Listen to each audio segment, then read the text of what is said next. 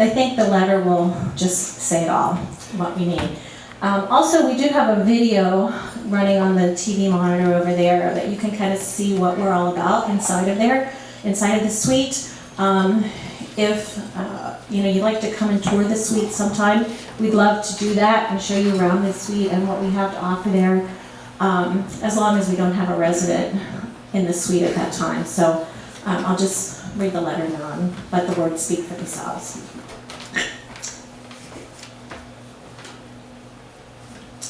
So she writes, she is honored to share her brother's final days in this wonderful facility. I am sincerely grateful to all this community that I have overwhelming gratitude to all who have contributed in establishing this end-of-life settlement for families such as mine. When my brother retired, he became a resident of Kincardine. He loved driving throughout the countryside and over the years enjoyed all the surrounding communities.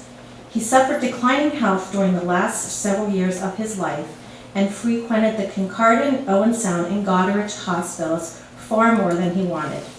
He was cared for by the local doctors and considered himself very lucky to receive the care given to him. As his health worsened, it became evident his quality of life would not improve. He made it known to his family and the doctors that he would not want to spend the remainder of his life in a hospital. It became more and more difficult for him to attend the hospital for blood work or assistance in the emergency room. In March of 2018, his dedicated doctors knew it was time to help him fulfill his wish and made arrangements for home hospice. During the month of April, his partner Carol, daughter Kelly, and myself shared the responsibilities of his constant care. I moved into his residence at that time to be more available. We would not have been able to care for him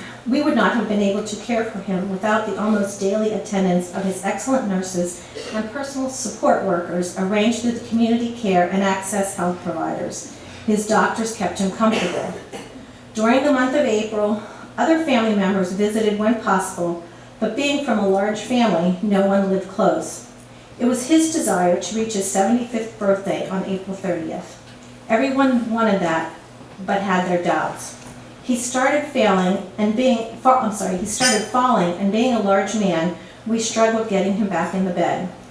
The hospital was not an option to him. On one of his doctor's home visits towards the end of April, he told us that the Huron Shores Hospice in Tiverton was very close to opening, and he was definitely a candidate. Prior to its opening, Carol and I attended the open house. Everyone was so helpful and friendly. They answered all of our questions. It is a wonderful setting for the resident and the family. We felt this would be a place Larry would receive the care he needed, and we could be with him all the time. It would be the answer to our prayers. Larry agreed that if it became available, he would go. If the suite did not become available, we did not know what we would do. He celebrated his 75th birthday at home with family, and the next day, May 1st, the hospice opened. Throughout this very difficult time, Kathy provided the guidance needed in allowing him to become the first resident. She continued to assist us throughout his stay, making sure he and his family were provided whatever was needed. That evening, the staff and the volunteers were ready for his arrival and quickly settled him and his daughter in for the night. Anyone who has seen the hospice suite knows what a remarkable arrangement is provided for the resident as well as family. Larry had a comfortable and home-like room, and I was fortunate to be with him in a room adjacent to his for the next 4 days. I'm from the Wallaceburg area and was so appreciative to have a bed, bathroom, and shower and nearness to Larry. He had constant care by the excellent staff of the hospice. Nights were difficult for him, and the night staff never left his side. He was treated with dignity at all times. Colleen Hammond, the nurse in charge of the hospice, was exceptional and was always available if needed for Larry's care and to answer any questions. He was kept very comfortable and provided with everything he needed. The kitchen of the nursing home provided him with his favorite meal of scalloped potatoes and ham, and he ate it all. The dining was available to me as well. I can't say enough about how the volunteers assisted not only Larry, but myself. They were also very supportive, friendly, and caring.